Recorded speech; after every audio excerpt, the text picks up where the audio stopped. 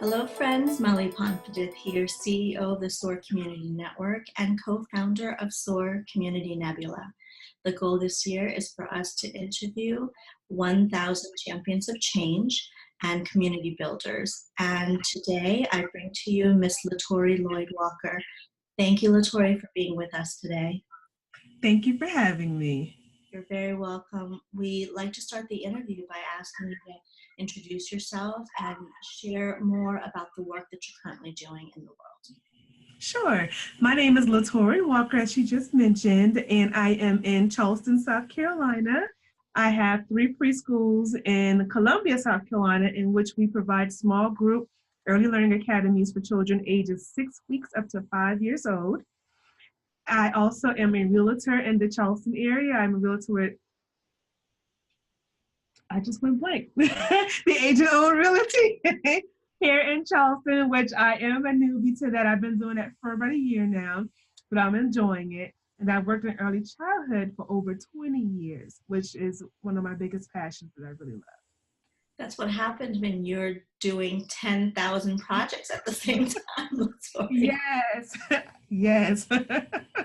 Well, hats off again to you for all your commitment, though, because it's not for everyone to do, where they can juggle 2 or 3 different opportunities to give back to society, whether it's for profit or your foundation, but also to be a parent, be a spouse, be all those things, the hats that we often have to wear as human beings. So what I'd like to do is move to the next question of, when in your life have you experienced kindness and empathy and compassion from another leader or a mentor that's helped you shift a way of thinking or become the woman that you are today? I can take my experience back to 2000 and I would say 2001, maybe 2002, when I attended Trident Technical College here. I had just had a baby. I attended the major college of Charleston and was not able to finish because I had a baby. And so my alternative was to go to the technical college, which, at that time I thought it was just a horrible thing in the world. However, it completely turned my life around. It was something about that hands-on experience that simply paved the way for me. I had a mentor there. Her name was Dr. Lester Robinson. And she took that time to plant seeds in me that I had no idea would land me where I am today. She found that leadership trait. She found my, my trouble situation and helped me look at it from a different alternative. And after graduating from that program, I landed my first director's job with a major chain company of early childhood, which just kind of took off from there. Never would expect it, never thought that it could happen for me, but she pretty much kind of like that lighthouse for me. That's beautiful. Okay, so then when you think of community builders and champions of change and great mentors that are very mindful, compassionate, and conscious leaders, are there characteristics that or attributes that come to mind that are consistent in these personalities or these types of people? I would say patience. That's the key, because usually people who you are mentoring, inspiring, they don't see greatness in themselves. So you have to have that patience to be able to talk to them, to be able to work with them. Even when they want to give up, you have to have the patience to be able to keep encouraging them instead of giving up on them. Kindness, definitely, kindness with reality. A lot of times we want to just be kind and not really tell someone the truth. Be transparent with them. And I believe that, transparency is the key, especially if you do it in a kind manner, to help lead other people, as well as help build leaders in our community. And I would say the last thing would be is open-mindedness. We have to leave our beliefs behind us and our thoughts behind us and be open to receiving people for who they are and wherever they are at their stage in life. And that's where we can truly help. I believe that we can just change that mindset. We can truly change our communities one person at a time.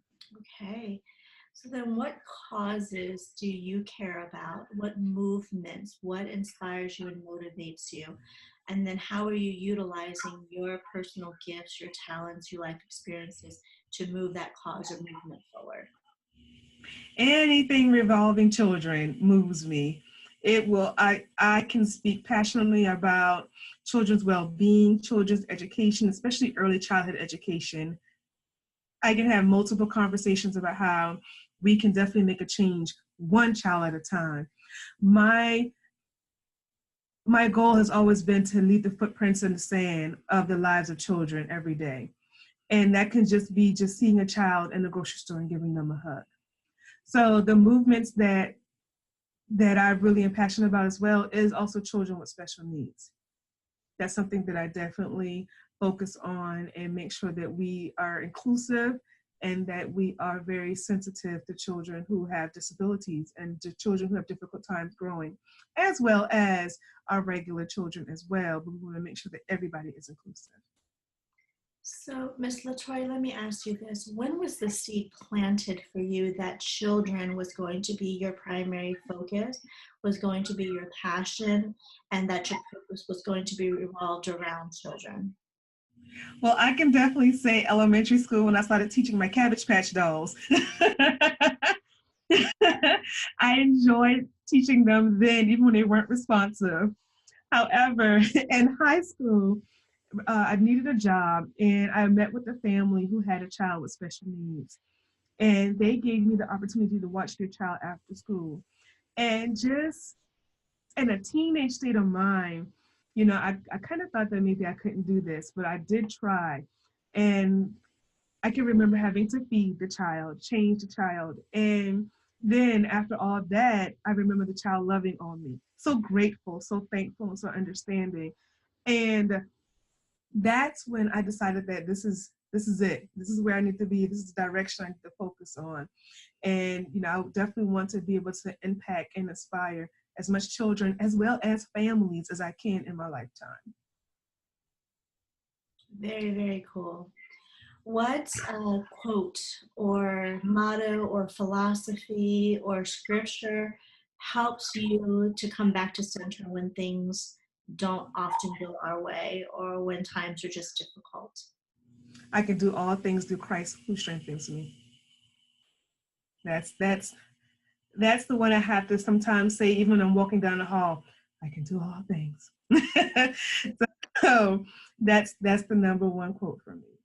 Beautiful. Okay. And then last but not least, this is the last question for this interview is when you are imagining a better world, what does that better world look like through your eyes? More love and kindness. I would like us to be able to accept people for who they are, and not try to bend the world by creating change in human beings, except for changing our viewpoint of each other and our views of how we treat each other. I always tell my staff the customer service begins in-house. A lot of times we think that customer service comes from serving our clients, but it starts with how we treat the people who are in-house first. That could be our family members, and then that love radiates out into the community. That's inside of our workplace. When we can love and respect each other and give each other customer service, that begins to radiate out into our customers and into the other businesses, and it just creates a ripple effect throughout the community. Do you want to talk a little bit about your foundation?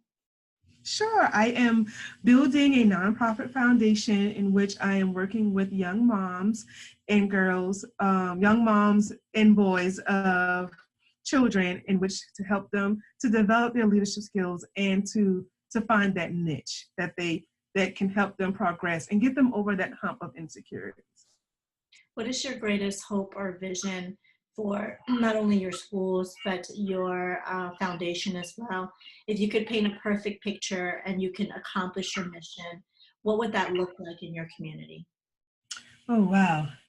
That would be a center that's based in the heart of our community, in which we can provide early childhood services, not just for profit, but also for nonprofit, as well as providing early, like I would say, educational services for our members in our community, you know, that would include transportation, that would also include, you know, if they need to get their GED, if they want to be able to go to college and can't afford childcare, we have a nonprofit side of our business that can provide childcare for them without them having to work full time and, you know, and have to worry about keeping up with their children. And they know their children is in a safe and loving environment at the same time, so they can really focus on their works. Wow, Ms. Latorie, thank you so much for your passion and your commitment Thank to you. these children and families in your community. And I hope that it is so successful that you can really move this vision and this mission throughout the entire country and then hopefully throughout the world. Thank you. Thank you for your commitment, and thank you for being a part of our Change Agent interview series, a part of our global initiative, allowing us to highlight the great work that you're doing, to be an example and a role model for so many others who may not believe that their gifts and talents can change and move and shape their communities and their world. Thank you so much. Thank you for having me.